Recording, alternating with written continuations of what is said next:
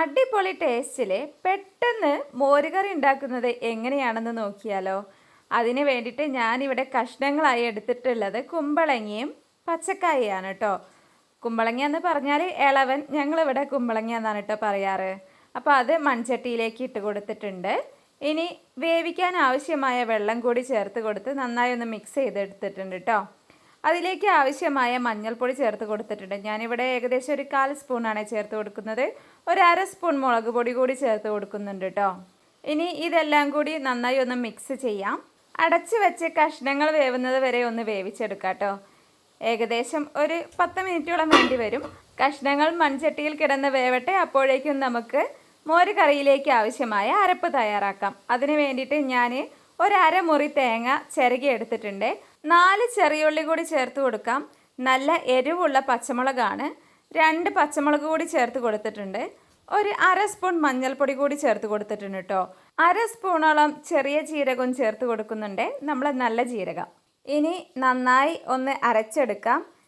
ദേ കണ്ടില്ലേ, ഇതുപോലെ നല്ല വെണ്ണ പോലെ അരച്ചെടുക്കണേ. അരപ്പ് തയ്യാറാക്കിയപ്പോഴേക്കും നമ്മുടെ കഷ്ണങ്ങൾ വെന്ത് കിട്ടിയിട്ടുണ്ട്. കുമ്പളങ്ങയും പച്ചക്കായും ഒക്കെ നന്നായിട്ട് വെന്തിട്ടുണ്ട്. കഷ്ണങ്ങൾ വേവാൻ വേണ്ടിയിട്ട് വെച്ച വെള്ളവും വറ്റിയിട്ടുണ്ട് കേട്ടോ. കുമ്പളങ്ങയ്ക്ക് വേവ് കുറവാണ്, പക്ഷെ പച്ചക്കായയ്ക്ക് അല്പം കൂടി വേവുണ്ട് കേട്ടോ. കുക്കറിലാണ് കഷ്ണങ്ങൾ വേവിക്കാൻ വെക്കുന്നതെങ്കിൽ ഒരു 2 വിസിൽ മാത്രം വെച്ചാൽ മതിയേ. അതിലും കൂടുതലായാൽ നമ്മുടെ കഷ്ണങ്ങളൊക്കെ ഉടഞ്ഞു പോകും കേട്ടോ. ഇനി നേരത്തെ അരച്ച് വെച്ച തേങ്ങാക്കൂട്ട് ഇതിലേക്ക് ചേർത്ത് കൊടുക്കാം. അല്പം കൂടി കറിയിലേക്ക് വെള്ളം ചേർത്ത് കൊടുക്കണം. അതിന് വേണ്ടിയിട്ട് ഞാൻ മിക്സിയുടെ ജാറിലേക്ക് അല്പം കൂടി ഒന്ന് വെള്ളം ചേർത്ത് കറിയിലേക്ക് ഒഴിച്ചു കൊടുക്കുന്നുണ്ട്. ഇനി നന്നായി ഒന്ന് മിക്സ് ചെയ്തെടുക്കാം. ഈ മോര് കറി കേട് കൂടാതെ 2 ദിവസം പുറത്ത് തന്നെ വെക്കാവുന്നതാണ് കേട്ടോ. ഫ്രിഡ്ജിലേക്ക് ഒന്നും വെക്കേണ്ട ആവശ്യമില്ല. ഇതുവരെ നമ്മൾ കറിയിലേക്ക് ആവശ്യമായ ഉപ്പ് ചേർത്ത് കൊടുത്തിട്ടില്ല. ഈ സമയത്ത് ചേർത്ത് കൊടുക്കാം. ഞാൻ ചേർത്ത് കൊടുക്കുന്നത് കല്ലുപ്പാണ് കേട്ടോ. ഒരു അല്ലി കറിവേപ്പില കൂടി ഇട്ട് കൊടുക്കുന്നുണ്ട്. എന്നിട്ടൊന്ന് അടച്ച് വെച്ച് വേവിക്കാം. കറിയൊക്കെ നന്നായി തിളച്ച് വന്നിട്ടുണ്ട്. ഇനി ഈ സമയത്ത് തൈര് ചേർത്ത് കൊടുക്കാം. ഒരു 1/2 പേക്ക് തൈര് ഞാൻ ഇവിടെ ചേർത്ത് കൊടുക്കുന്നുണ്ട്. മിക്സിയുടെ ജാറിൽ ചെറുതായി ഒന്ന് അടിച്ചിട്ടാണ് തൈര് ചേർത്ത് കൊടുക്കുന്നത്. തൈര് ചേർത്ത ശേഷം കറി തിളയ്ക്കാൻ അനുവദിക്കരുത്. ഞാനിവിടെ ഗ്യാസ് ഓഫ് ചെയ്തിട്ടുണ്ട് കേട്ടോ.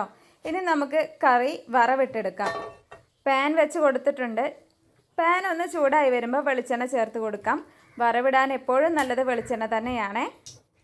വെളിച്ചെണ്ണ ചൂടായിട്ടുണ്ട്. ഇനി ഇതിലേക്ക് ഒരു 1/2 സ്പൂൺ കടുക് കൂടി ചേർത്ത് കൊടുക്കാം കേട്ടോ. ഒരു 1/4 സ്പൂൺ ഉലുവ കൂടി ചേർത്ത് കൊടുക്കുന്നുണ്ട്. 3 വറ്റൽ മുളക് നടുകെ മുറിച്ചത് കൂടി ഇട്ട് കൊടുക്കാം. ഇനി ഇതിലേക്ക് ഒരു അല്ലി കറിവേപ്പില കൂടി ചേർത്ത് കൊടുക്കാം കേട്ടോ. നന്നായി ഒന്ന് വഴറ്റിയെടുക്കാം. വറ്റൽ മുളകിൻ്റെ കളറൊക്കെ ഒന്ന് മാറി വരണം. മോരുകറി ഉണ്ടാക്കാൻ വളരെ സിമ്പിളാണ്, എന്നാൽ നല്ല ടേസ്റ്റുമാണ്. 2 ദിവസമൊക്കെ ഇത് കേട് കൂടാതെ ഇരിക്കുകയും ചെയ്യും കേട്ടോ. അപ്പോൾ മുളകൊക്കെ നന്നായി മൂത്ത് വന്നിട്ടുണ്ട്. ഇനി ഇത് കറിയിലേക്ക് ചേർത്ത് കൊടുക്കാം. നമ്മുടെ വറ്റൽ മുളകൊക്കെ കറിയിൽ നന്നായിട്ടൊന്ന് പിടിക്കണം. അതുകൊണ്ട് ഇത് ചേർത്ത് കൊടുത്ത് അപ്പോൾ തന്നെ ഇളക്കി കൊടുക്കേണ്ടതില്ല. ഒരു 5 മിനിറ്റ് അടച്ച് വെച്ചതിന് ശേഷം പിന്നെ തുറന്ന് ഒന്ന് ഇളക്കി കൊടുത്താൽ മതി കേട്ടോ. നല്ല ടേസ്റ്റാണ്. എല്ലാവരും ഒന്ന് വീട്ടിൽ ട്രൈ ചെയ്ത് നോക്കണം. ഇത്രയേ ഉള്ളൂ. നമ്മുടെ സിമ്പിളായ എന്നാൽ നല്ല ടേസ്റ്റുള്ള റെസിപ്പി ഇവിടെ റെഡി ആയിട്ടുണ്ട്. വീഡിയോ ഇഷ്ടമായിട്ടുണ്ടെങ്കിൽ ലൈക്കും സബ്സ്ക്രൈബും ഷെയറും ചെയ്ത് സപ്പോർട്ട് ചെയ്യാൻ മറക്കരുതേ.